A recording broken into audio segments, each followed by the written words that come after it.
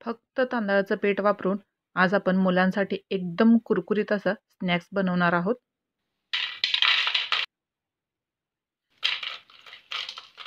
बघू शकता आवाज कसा येतो या स्नॅक्सचा। खूप छान टेस्ट येते आणि एकदम 15 मिनिटात ही रेसिपी तयार होते। बाहेरचं पॅकेटमधील देण्यापेक्षा मुलांना ही रेसिपी नक्की करून घाला। खूप सोपी रेसिपी आहे आणि एकदम कुरकुरीत चटपटीत ही रेसिपी तयार होते। मी संजना रेसिपीजमध्ये तुमचं सगळ्यांचं स्वागत करते। चला तर वेळ न घालवता पटकन रेसिपीला सुरुवात करूया। गॅसवरती मी एक पॅन ठेवलेला आहे। पॅनमध्ये 1 कप पाणी घालायचं आहे आणि आपल्याला 1 चमचा पोहे घ्यायच्या छोट्या चमच्याने 1 चमचा याच्यामध्ये तेल घालायचं आहे। चवीनुसार मीठ घालायचं आहे आणि ज्या कपने आपण पाणी घातलेलं आहे त्याच कपाने 1 कप आपल्याला तांदळाचं पीठ लागणार आहे। पाण्याला उकळी आली की हे तांदळाचं पीठ आपण त्याच्यामध्ये घालणार आहोत आणि एकसारखं असं मिक्स करून घ्यायचं आहे। गुठळ्या होऊ द्यायच्या नाहीत। व्यवस्थित मिक्स करून घ्यायचं एकसारखं।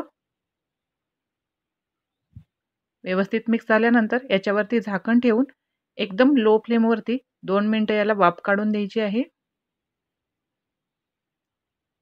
2 मिनिटानंतर गॅस बंद करायचा आणि झाकण लगेच काढायचं नाही। झाकण एक 2 ते 3 मिनिटं असंच राहू द्यायचं म्हणजे आतल्या आत पीठ वाफून निघतं।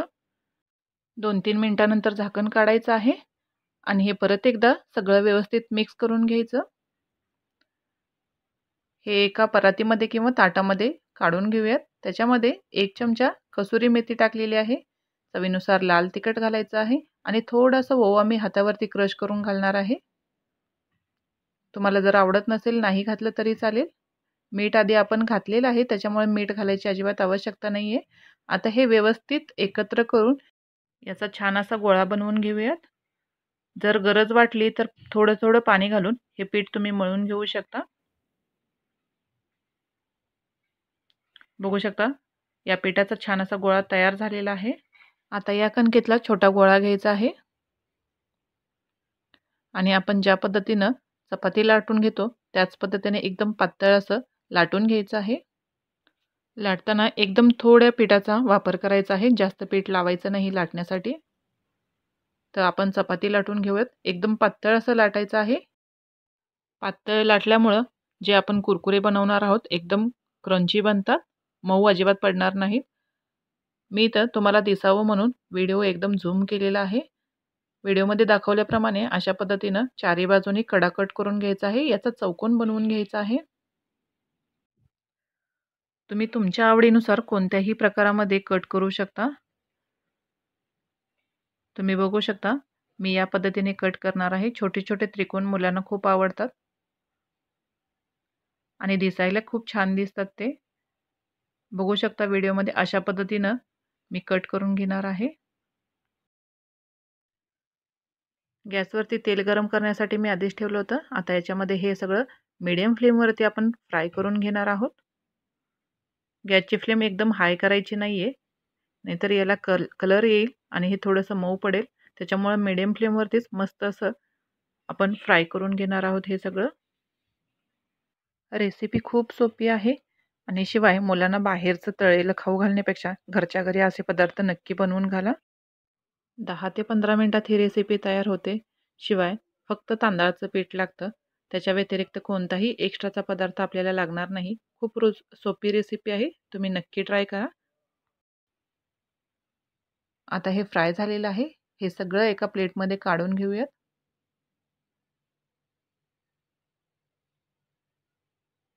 बघू शकता फ्राय झालेलं आहे सगळं। आता आपण एक मसाला बनवणार आहोत। त्याच्यासाठी अर्धा चमचा लाल तिखट घेतलेला आहे, काळं मीठ पाव चमचा घेतलेला आहे, ब्लॅक पेपर पावडर घातलेला आहे, चाट मसाला थोडासा घेतलेला आहे।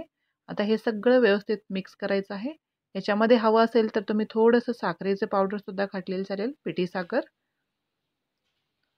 आता आपण जे फ्राय करून स्नॅक्स ठेवले होते त्याच्यामध्ये असं हाताच्या सहाय्याने चिमटीच्या सहाय्याने थोडं सोडायचं आहे आणि सगळं व्यवस्थित मिक्स करायचं आहे।